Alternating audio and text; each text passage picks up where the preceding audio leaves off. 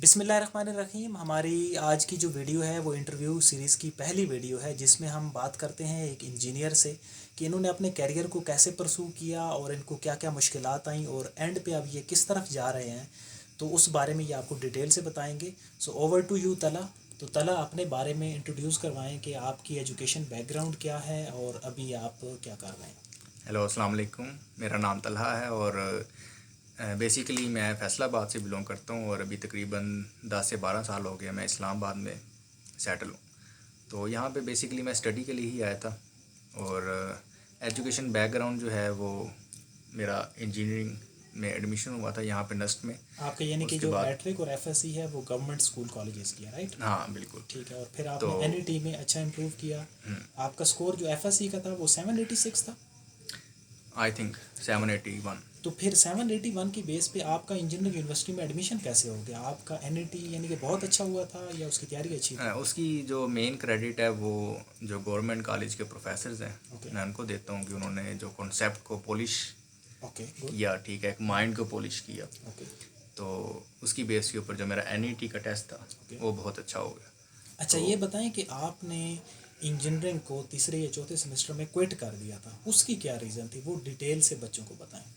उसकी काफ़ी सारी रीज़न्स थी, कोई एक रीज़न ही है थी। ठीक है। तो कुछ अपने भी एक है थे जिसको आप कह सकते हैं कि प्री एक ऐसे कॉन्सेप्ट्स होते हैं जो रॉन्ग होते हैं, जो आपने पहले से सोच के खुद बनाए होते हैं अपने माइंड में। ठीक है। तो उनमें से एक तो ये था कि इंजीनियरिंग मेरे ज़हन में था कि शायद मैथमेटिक्स इसमें ज़्यादा ओके। इन्वॉल्व हो, ओके। मतलब इसके जो सब्जेक्ट्स हैं वो मैथ डोमिनेंट सब्जेक्ट्स हों। ठीक है। लेकिन ऐसा नहीं हुआ और इंजीनियरिंग के अंदर ज़्यादातर सॉफ्टवेयर का काम था, ओके। जिससे जो सॉफ्टवेयर और लैंग्वेजेस प्रोग्रामिंग इस टाइप का काम था, ठीक है। जिससे मैं इतना फेमिलियर नहीं आता और ना मुझे इसका इतना शौक था। अच्छा, तो आपने फिर इंजीनियरिंग को क्विट करके, यानी कि आपका सीजीपीए भी अच्छा नहीं था, उसको क्विट करके आप मैथमेटिक्स में आ गए। अभी आप एमएस कर रहे हैं मैथमेटिक्स में। तो क्या रीज़न है कि आपका मैथमेटिकल माइंड अच्छा था उस वजह से आप इधर आए, और क्या वो अभी आप समझते हैं कि आप ठीक जा रहे हैं मैथमेटिक्स वाली साइड पे, या वो पुराना जो आपका इंजीनियरिंग है उसको छोड़ना आपकी गलती थी? मेरे ख्याल में मुझे समझ तो आ गई थी, ओके। तकरीबन मैट्रिक से ही मुझे समझ आ गई थी कि मेरा मैथमेटिक्स की तरफ ही मेरा फ्यूचर है। ओके। तो इंजीनियरिंग के अंदर भी उसी डायरेक्शन को, मैथमेटिक्स को एक्सप्लोर करने के लिए ही असल में इंजीनियरिंग की तरफ गया था। ठीक है। तो वो जब वो चीज़ नहीं मिली तो इंजीनियरिंग को छोड़ा, उसके बाद बीएससी की, फिर एमएससी की और अब मैं मैथमेटिक्स में एमएस कर रहा हूँ और मैं काफ़ी सेटिस्फाई हूँ। ओके। तला, ये बताएं कि आपके जो सुपरवाइज़र हैं उनकी जो रिसर्च है उसका प्रैक्टिकल यूज़ क्या है? क्योंकि ये बहुत ज़्यादा क्वेश्चन आता है स्टूडेंट्स का कि मैथमेटिक्स का प्रैक्टिकल यूज़ क्या है। तो आपके जो एमएस के सुपरवाइज़र हैं उनका मैथ में क्या कंट्रीब्यूशन है और कोविड में किस तरह उन्होंने लोगों की हेल्प की है? मैथमेटिक्स का जो यूज़ आता है वो प्रैक्टिकल, जिसे हम एप्लीकेशन कहते हैं मैथमेटिक्स की, वो काफ़ी हाई लेवल के ऊपर जाके आती है। अगर आप कहेंगे कि मैं क्वाड्रेटिक फार्मूला पढ़ रहा हूँ, ठीक है, और उसकी प्रैक्टिकल एप्लीकेशन आपको बताऊँ, तो वो शायद मैं आपको ना बता सकूँ, क्योंकि मे भी एक जो मोबाइल फ़ोन है इसके अंदर क्वाड्रेटिक फार्मूला 1 सेकंड में हज़ारों बार अप्लाई हो रहा हो इसकी बैकग्राउंड प्रोग्रामिंग के अंदर। ओके। मोबाइल फ़ोन में? बिल्कुल। अच्छा। तो वो क्योंकि एक बहुत ही बेसिक लेवल की चीज़ है। ओके। जितनी ये चीज़ें आजकल कॉम्प्लिकेटेड है और जिस तरह की टेक्नोलॉजी जा रही है, ओके। इसकी बैकग्राउंड के ऊपर एक बहुत ही कॉम्प्लिकेटेड मैथमेटिक्स होती है, अच्छा। जो जब आप हाई लेवल पे पहुंचते हैं एमएस पीएचडी तक, तब जाके आपको उस चीज़ की समझ आती है कि फ़लाँ जगह के ऊपर जो मैथमेटिक्स चल रही है या फ़लाँ डिवाइस काम कर रही है, उसकी जो बेस है उसके ऊपर ये मैथमेटिक्स मौजूद है। तो हमारे जो प्रोफेसर हैं वो उन्होंने वैसे तो प्योर मैथ्स के हैं, लेकिन उन्होंने उसको अप्लाई किया है कोरोना वायरस की जो उसका इफेक्ट होता है कोरोना वायरस का डिफरेंट ऑर्गन्स के ऊपर, ओके, कि कितना उस आर्गन को चीज़ को। डैमेज किया है उसने? बिल्कुल। ओके।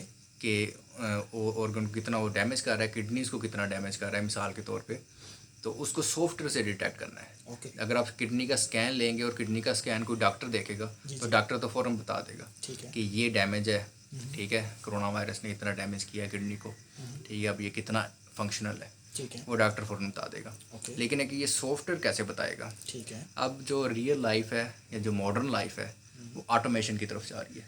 ओके। ऑटोमेशन में ये होगा कि आपके जो डॉक्टर्स हैं वो भी रिप्लेस हो जाएंगे। राइट। आप रोबोट जो होंगे वो तशखीस करेंगे। ओके। आपका काम सिर्फ ये होगा कि स्कैनर होगा, ठीक है।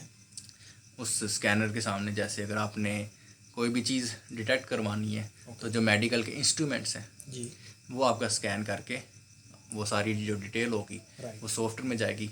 सॉफ्टवेयर ऑटोमेटिकली डिटेक्ट करेगा कि आपको ये डिजीज़ है।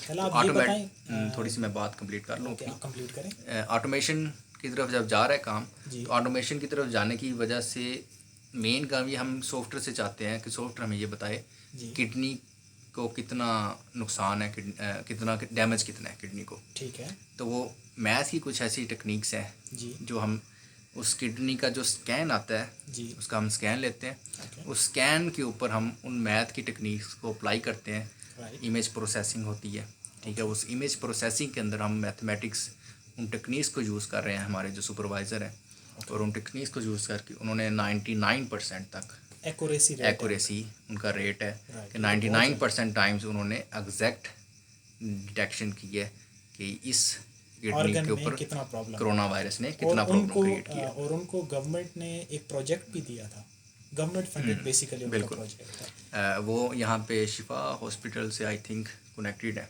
ओके राइट ठीक है। ठीक उनको वो उन्होंने शिफा हॉस्पिटल, जारी बात है कि जो भी मेडिकल इंस्टीट्यूट्स होते हैं वो रिसर्च के ऊपर भी पैसा इन्वेस्ट करते हैं। इन्वेस्ट तो आई थिंक जो मेरे नॉलेज में 3 मिलियन से ज़्यादा उनको जो है वो इस रिसर्च करने के लिए गवर्नमेंट ने दिए थे। बिल्कुल। तो ये आपने यानी कि मैथमेटिकल जो प्रैक्टिकल एप्लीकेशन है उसके बारे में बात की। तला अब रिसेंटली अभी जो इंडस्ट्री है और एजुकेशन है वो सारी ऑनलाइन भी शिफ्ट हो रही है। आप एक फोटो मैथ एक सॉफ्टवेयर पे काम कर रहे हैं, ये फ्रीलांसिंग का एक यूएस साइट है राइट।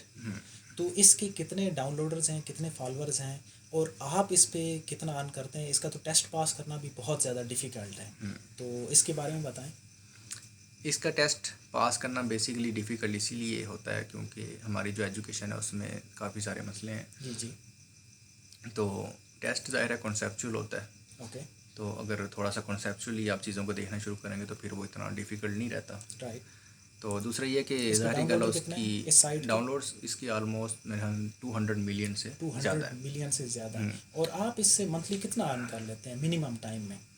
मंथली इससे जो अर्निंग है वो मेरी 1 लाख से ज़्यादा है, अबव है। और आप साथ आप अपने एमएस को भी कंटिन्यू कर रहे हैं? बिल्कुल। और इस प्लेटफॉर्म की वजह से ही मैं अपनी स्टडी को कंटिन्यू रखने के काबिल हो सका हूँ। यानी कि आप अपने एक्सपेंस जो है वो इससे मीट करते हैं? बिल्कुल। और अगर ये एक्सपेंस इधर से मीट ना होते तो फिर आप क्या करते?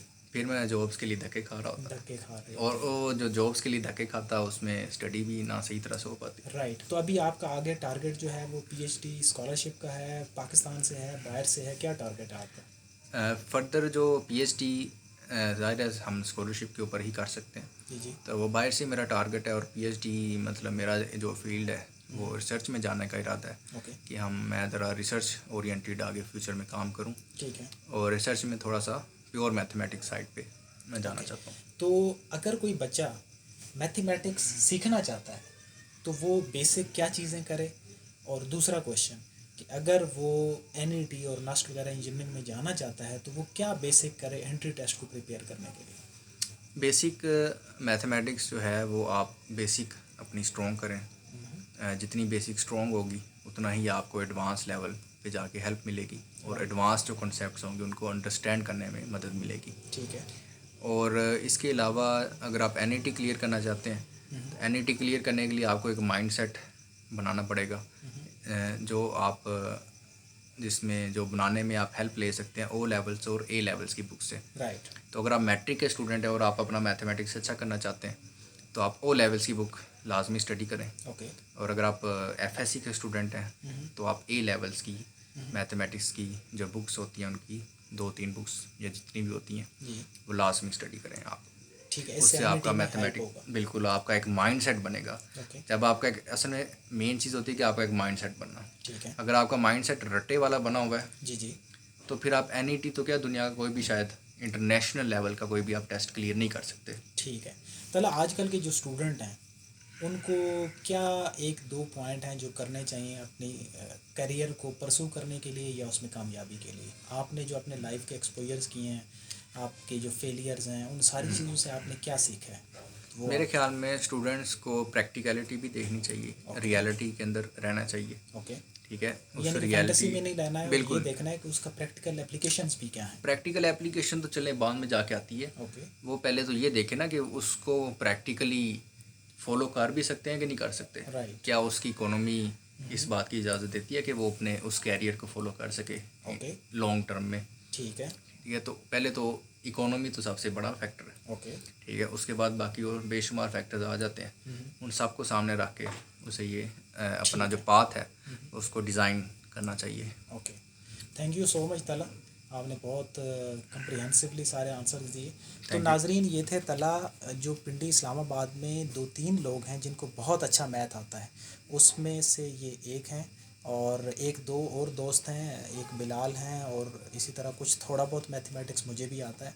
तो हम बिलाल का भी इंटरव्यू करेंगे। और अभी अगर आपको वीडियो पसंद आई हो तो आप इसको लाइक कर सकते हैं, और मज़ीद अच्छी वीडियोज़ के लिए इस चैनल को सब्सक्राइब कर सकते हैं। Thank you.